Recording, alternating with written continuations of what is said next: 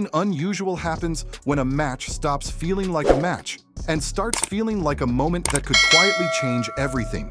That's exactly the tension surrounding what unfolds when Coco Gauff steps onto the court against Elise Mertens at the Dubai Tennis Championships, because this isn't just about who wins the next point.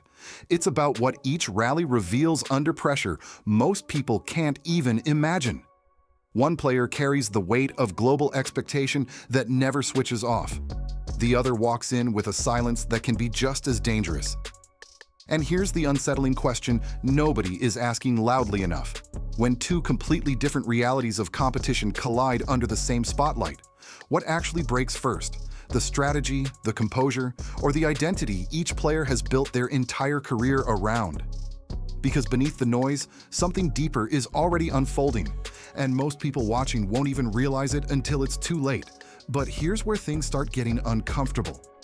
Because the deeper you look at this clash between Coco Gauff and Elise Mertens at the Dubai Tennis Championships, the less it feels like a simple contest, and the more it feels like a snapshot of where modern tennis is heading.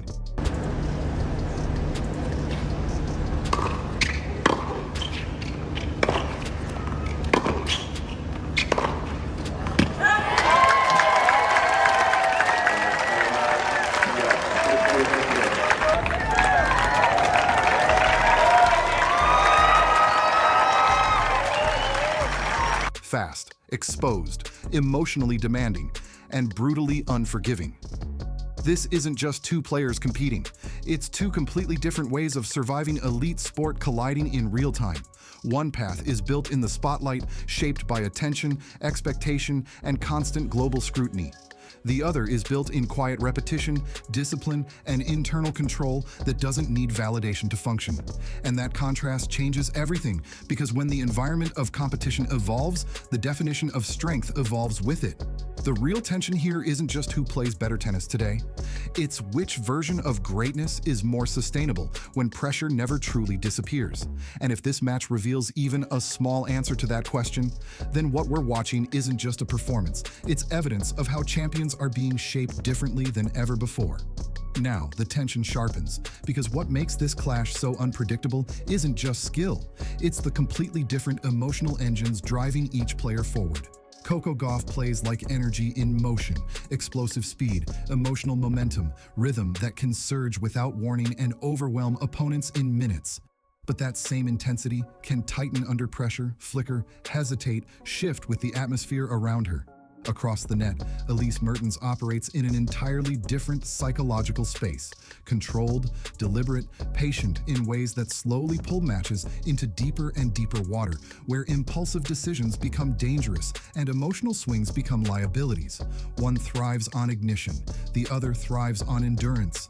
One accelerates the match, the other stretches it until tension becomes unbearable. And that contrast creates a question that makes every rally feel unstable. At Dubai. And who won that matchup? It was an upset. It was Anna Kalinskaya that got the better of Coco Gauff. Does she do it again here? Can lightning strike twice? Gauff, I will say, has not been playing too good here in 2000. Because when raw momentum meets calculated restraint, who is actually in control? The player dictating speed, or the player quietly deciding how long the storm is allowed to last. But pressure is where this matchup stops being tactical and starts becoming psychological survival. Because when Coco Gauff walks onto a court, she doesn't just compete against an opponent. She competes against expectation that never pauses, never softens, never looks away. Every serve is watched, every mistake is magnified, every reaction instantly interpreted by millions who aren't just observing, they're judging, predicting, narrating what her performance means. And that kind of visibility changes how pressure feels. It's no longer contained inside the stadium. It expands outward, everywhere, all at once. Meanwhile, Elise Mertens steps into the same arena with a completely different psychological climate. Fewer headlines, less noise, more internal space to think, adjust, reset without the world reacting to every flicker of emotion. And this is where the tension becomes unsettling. Because the question is no longer who handles big points better. It's who can still think clearly when attention itself becomes a form of weight pressing down on every decision. At what moment does awareness of being watched start interfering with instinct? And once that happens, can control ever fully return? And this is where the balance of power quietly begins to shift. Because sometimes the most dangerous position in elite competition is not the one under the spotlight, it's the one just outside it. While Coco Gauff carries energy from the crowd, expectation from the media, and constant awareness of being observed, Elise Mertens operates in something far more unsettling: psychological silence. No constant narrative shaping every movement, no immediate global reaction to every error, no pressure to perform an identity along with performance itself. And that quiet space does something powerful. It allows focus to narrow, thoughts to stay clean, decisions to form without interference. In a match where margins are microscopic, even a fraction of mental clarity becomes an advantage that can't be measured on a scoreboard. And that raises a deeply uncomfortable possibility. What if freedom from attention is not a weakness, but a weapon? What if the player carrying less emotional noise is actually the one controlling the rhythm no one else can see? Because in high-pressure sport, distraction doesn't always arrive loudly. Sometimes it arrives disguised as attention, and by the time you realize its weight, the match has already started slipping away. This is the point where the match stops being about strokes, speed, or technique, and becomes something far more difficult to detect: the invisible battle for emotional control. Because when Coco Gauff and Elise Mertens exchange rallies, they're not just trading shots, they're testing stability under stress that can rise and collapse in seconds.